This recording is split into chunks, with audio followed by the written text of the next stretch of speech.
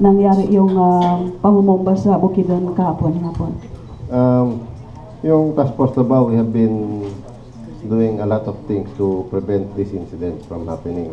So, aside from the usual fixed checkpoint na makikita nyo, so if meron tayong mga mobile checkpoint na kahapon pa kami ng hapon bago pa mangyari insidente, nangyayari na yan. Nagkakandak na tayo ng random tsaka mobile checkpoint. Aside from those, meron din tayong kinakandak na IED or Bomb Awareness Seminar na ang mga participants dito is driver, conductor, to include yung establishment.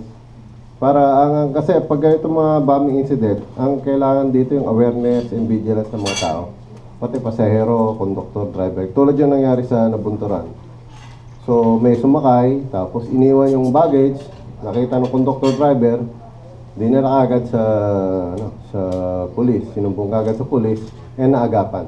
So mga ganitong mga incident, dapat lahat tayo involved. We should all be aware. Pag merong sumakay tapos suspicious, may iniwan na gamit, inform kagad yung conductor and then immediately inform yung authorities. Kagad yung mga pasero para hindi walang ma-aksidente mangyari. Okay, thank you, sir. Sir, did you get instructions, order from the mayor after this incident? Yung order naman ni Mayor has been constant simula pa pag-upo ko.